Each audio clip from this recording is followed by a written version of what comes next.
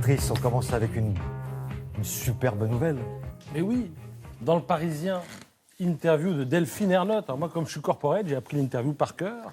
Et j'ai retenu donc que France Télé, c'est la bonne nouvelle, diffusera en clair les Jeux Olympiques d'hiver 2022 et les Jeux Olympiques d'été 2024. Alors en 2022, les JO d'hiver, ce sera à Pékin. Je rappelle qu'à cette occasion, Pékin deviendra la seule ville au monde à avoir accueilli à la fois les Jeux d'été, c'était en 2008, et donc d'hiver en 2022. Et 2024, c'est évidemment Paris. On va prendre part à cette fête de la France, dit ce matin Delphine Ernotte dans Le Parisien. Alors, combien a-t-on payé pour avoir ces droits? Mystère. Discovery qui nous a rétrocédé les droits. Espéré, l'avait dit, un prix équivalent à celui d'une Coupe du Monde de foot. Alors, le prix d'une Coupe du Monde de foot, c'est environ 130 millions d'euros. Est-ce qu'on a payé cette somme? Mystère, plus, moins, allez savoir. En tout cas, ce qui est important, c'est que la diffusion des JO a de l'impact, surtout quand c'est sur le service public, que c'est gratuit, que ça occupe des journées entières à l'antenne. Ça permet d'inciter les gens à faire du sport. Et à ce propos, vous lirez la petite interview de Tony Estanguet ce matin dans Le Parisien. Il dit que la télévision a joué un rôle majeur dans son envie de compétition. En 88, dit-il, je me levais la nuit pour aller voir Carl Lewis courir à Séoul. En 96, pareil, nuit de stress pour encourager son frère, Patrice Estanguet, qui faisait aussi du canoë monoplace, qui a été médaillé de bronze à Atlanta, là encore, décalage horaire, il se levait la nuit.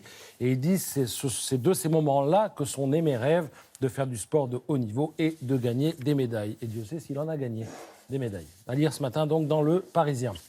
La Véro est de retour. Elle reprend sa tournée après une série d'annulations. Véro, c'est Véronique Sanson. Longue et belle interview dans Libé ce matin. Elle était à Tours, à Lyon, à Nantes en concert. Demain, elle sera au Palais des Sports.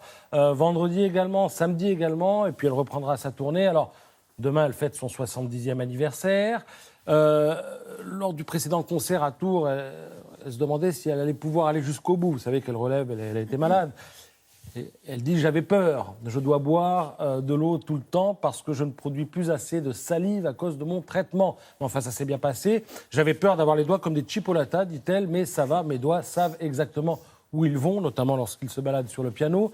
La maladie, elle en parle, elle dit « Rien ne m'a consolé quand j'étais malade, surtout pas la musique. J'avais peur de ne plus pouvoir composer une chanson, ni écrire des textes, ni aller sur scène. » Les jeunes qui lui plaisent en ce moment, elle cite en premier Zaz, elle adore, soprano également, elle parle également de Juliette Armanet. Elle est traversée par moi, mais je lui dis à Juliette, sors-moi de ta tête, sois toi-même. Qu'est-ce qu'on apprend encore dans l'interview? Ma révérence, magnifique chanson, elle l'a écrite en 20 minutes, paroles et musique. Voilà ce qu'elle nous dit ce matin dans l'IB. Et puis alors, quand elle parle de l'époque, elle dit c'est pas très très rigolo, les gens ne rient plus comme avant. Il y a pas mal de cynisme, de méfiance, de peur. Elle évoque notamment l'agression de cette jeune femme trans. La République, ça l'a scandalisée, comme ça nous a tous scandalisés. Et on lui suggère dans l'IB d'écrire une chanson sur le sujet. Elle dit il faudrait que je prenne une année pour écrire cette chanson, pour que ce soit puissant, pour que ce soit efficace, pour que ce soit traumatisant. Voilà ce qu'elle dit ce matin. Voilà, Véronique Sanson qui ne tire pas encore sa révérence.